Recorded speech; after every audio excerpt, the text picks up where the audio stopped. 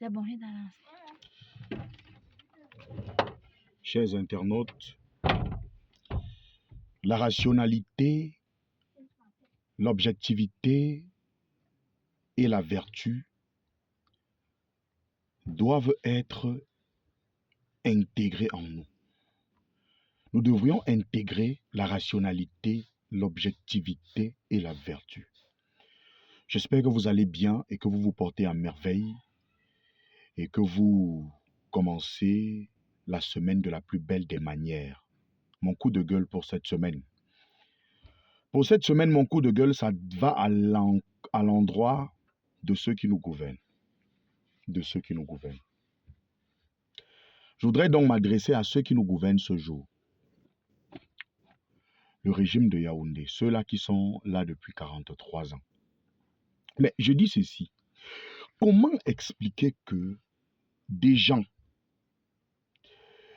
qui ont amassé d'immenses fortunes, des gens tellement nantis financièrement parlant, des gens qui ont dû envoyer leurs enfants dans toutes les grandes écoles qui se trouvent dans le monde, des gens qui ont des milliards dans les domiciles, dans les caveaux, dans leur village, des gens qui ont même de l'argent enterré au village, s'il fallait que je le dise autrement, des gens qui ont des parkings de voitures qui avoisinent les...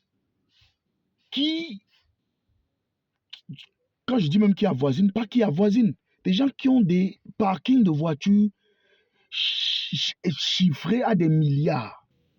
Mais qu'est-ce qui explique le fait que vous voulez toujours vous maintenir au pouvoir?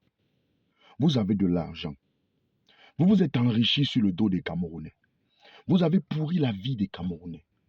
Puisque en 43 ans de règne, vous vous êtes tellement enrichi, vous avez tellement d'argent, vous avez tout, vous savez tout ce qui est de bon, c'est pour vous.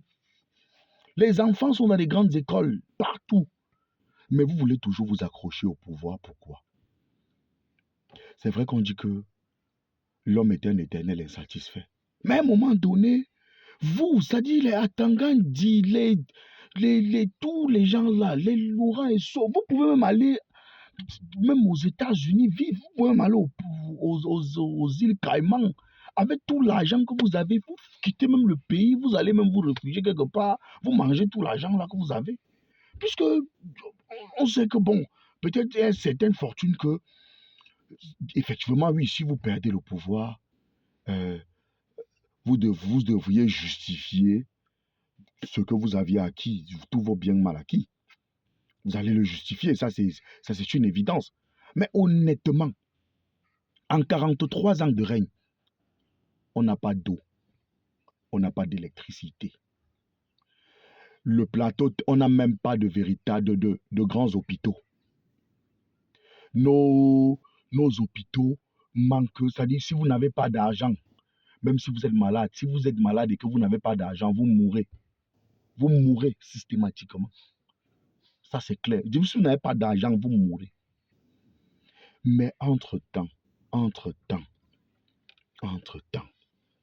j'ai dit, il n'y a pas d'eau, il n'y a pas de lumière, il n'y a pas d'électricité, il n'y a pas de route. On manque de tout. Dernièrement, vous avez convoqué les chefs traditionnels. Chaque chef traditionnel est sorti de là avec pas moins de 300 000 francs. Il se pourrait même que l'argent n'était même pas ce que vous avez distribué à ces chefs-là. C'était, du moins, ces chefs n'ont pas perçu la même somme d'argent. Tous. Il y en a qui auraient eu 30 millions, 7 millions, 300 000 et autres. Je suppose que sur les 300 personnes qui étaient là-bas, chacun a eu même seulement 300 000. Si vous faites 300 000 fois 100 fois 300, ça fait combien?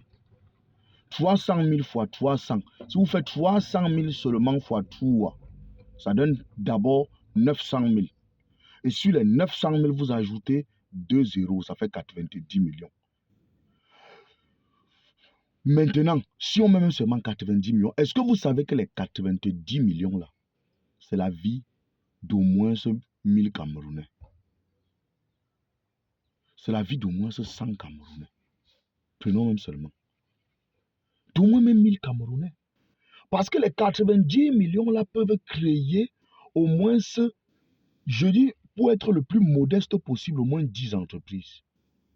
Et qui vont employer chacune de ces entreprises au moins 10 personnes. Même si c'est 5 personnes.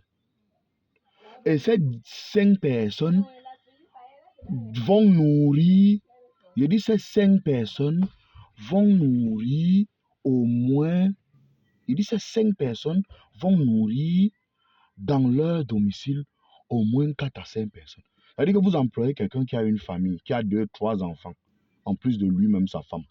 Si vous avez comme ça 5 personnes, vous savez combien de vies ça va aider ces gens à envoyer leurs enfants à l'école. Je dis 90 millions, c'est beaucoup d'argent. Mais vous décidez de dilapider ça comme ça. Et curieusement, à la fin de l'année, lorsqu'il va falloir préparer le budget de la nouvelle année à venir, vous allez trouver comment surtaxer ça aux Camerounais qui ne s'en sortent même pas. Est-ce que vous savez combien de jeunes aujourd'hui sont dans le chômage? Des jeunes aujourd'hui qui ne travaillent pas. Des jeunes aujourd'hui qui n'ont pas de réseau, qui n'ont personne quelque part. Des jeunes aujourd'hui qui n'ont pas de frères, de grands frères quelque part. Qui n'ont personne pour dire que je vais te positionner quelque part. Puisque les grandes écoles sont presque confisquées. Même nos amis qui ont réussi à entrer dans certaines grandes écoles, il a fallu qu'ils puissent recourir soit au chef même de leur village, soit aux relations pour y entrer. Mais je vous le dis. Mais ce que vous allez comprendre, c'est qu'il faut laisser le pays comme ça, laisser. On a assez souffert. Le peuple a assez souffert. Est-ce que vous savez comment le peuple a assez souffert? Est-ce que vous savez que aujourd'hui au Cameroun, plus d'un, je dis un Camerounais, moins un Camerounais, dans le bas peuple, ne vit pas avec moins $1 par jour. C'est-à-dire que le Camerounais n'a même pas moins de 500 francs par jour. Il y a des gars qui n'ont pas 500 jours. Ça, je le dis. Il dit qu'ils n'ont pas 500 francs jour. Et puis, quand la nouvelle année arrive, vous trouvez comment vous allez surtaxer tout ça, tout ce que vous dilapidez aux Camerounais. Votre train de vie, c'est assez élevé. Vous ne diminuez pas votre train de vie. Est-ce que c'est évident? Est-ce que c'est normal? Vous avez les voitures de 80 millions, 100 millions, 500 millions. Étant ministre, étant directeur d'entreprise publique, vous avez tout.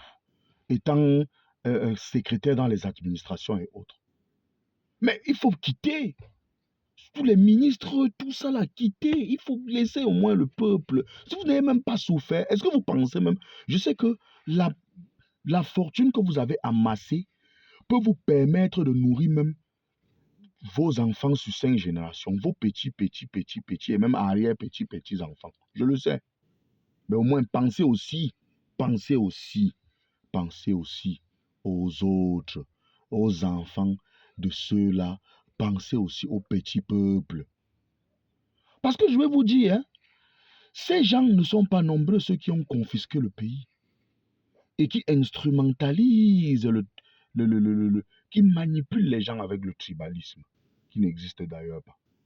D'ailleurs, je ferai une vidéo tout à l'heure, lorsque j'arriverai au boulot, puisque là, je suis en train d'aller au travail, sur le tribalisme, en réalité, cette instrumentalisation-là, qui n'est rien d'autre que le tribalisme. Honnêtement, on n'a pas d'eau, on n'a pas de lumière, on n'a pas de travail, on n'a même pas les gens qui peuvent aussi nous positionner. Je ne parle pas de moi personnellement, je parle du peuple. Moi, je parle au nom de tout le monde. Parce que ça ne sert à rien que moi, je vis bien chez moi, je mange bien, je dors bien, alors qu'à côté de moi, il y a quelqu'un qui passe des jours, des journées sans manger. Il y a des gens à côté de moi qui sont malades et qui n'ont pas de moyens pour se faire soigner. Est-ce que c'est normal? Il y a des personnes handicapées qui n'ont pas de canne blanche, les personnes non-voyantes, précisément. Il y a les handicapés moteurs qui n'ont pas de chaise roulante, qui n'ont pas de béquille parce que ça se vend et elles n'ont pas d'argent pour les acheter. Est-ce que c'est normal? Est-ce que c'est normal dans un pays comme ça? Dans un pays où même le système éducatif, à un moment donné, on se demande si, est-ce que c'est l'école là même encore, est-ce que c'est... Des gens même se découragent. Parce que je vais vous dire, est-ce que vous savez combien de licenciés, combien de masters les universités, rien que l'université de Yaoundé 2 a produit pour l'année 2023-2024? Est-ce que vous savez combien de licenciés, combien de masters, combien de licenciés de master l'université de Yaoundé 1 Ngouaekele a produit cette année?